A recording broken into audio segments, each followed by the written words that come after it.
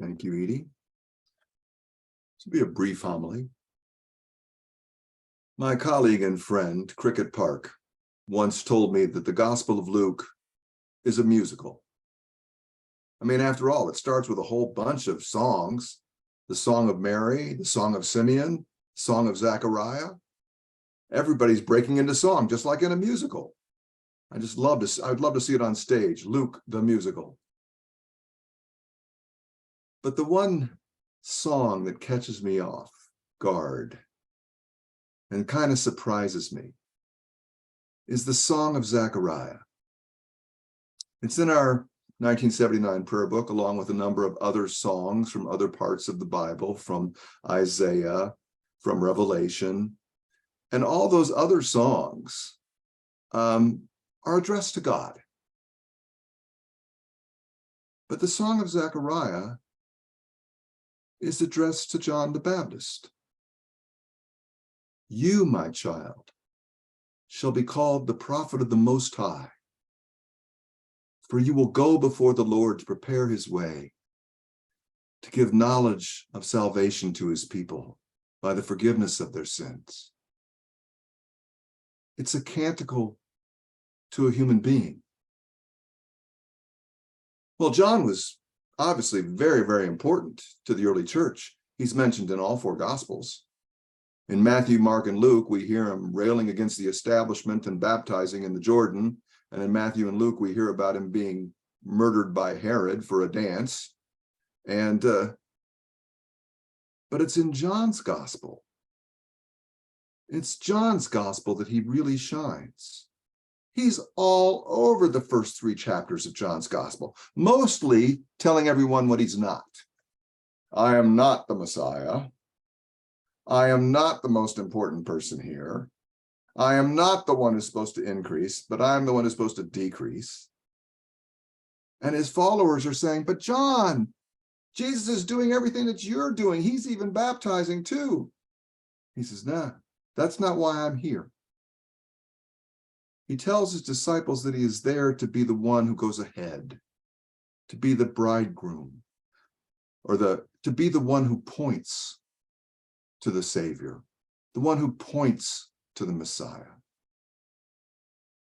Which has always made me wonder, is John really the patron saint of preachers?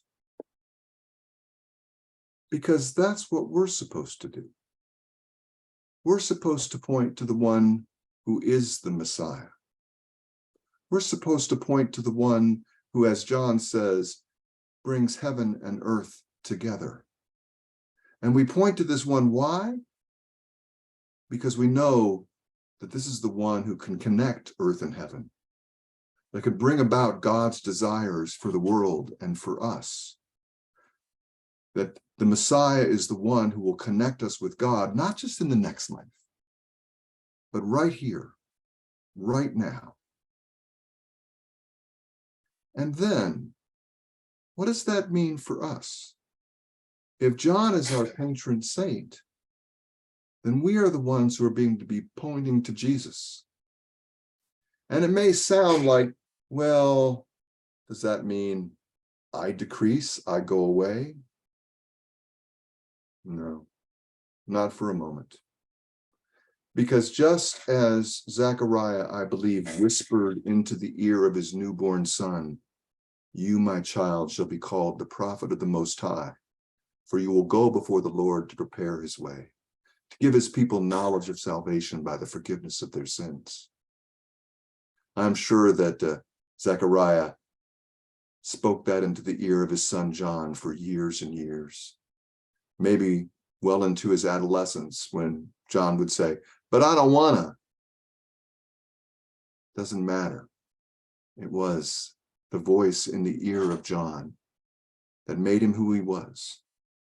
And if he's the patron saint of preachers, then let us listen to that song of Zechariah in our ear.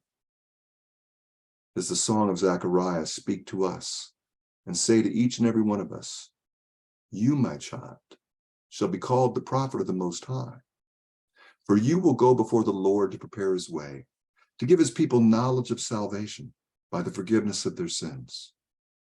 And like John, by telling them that earth and heaven meet in Jesus, so that the love of God may come to us, and the world in which we have it may become more like that heavenly realm, and the two become closer to one another. That's what may increase, whether we decrease or not. Whether we speak the gospel is what matters, whether we proclaim that good news to the world, as Zechariah whispers in our ear to do so.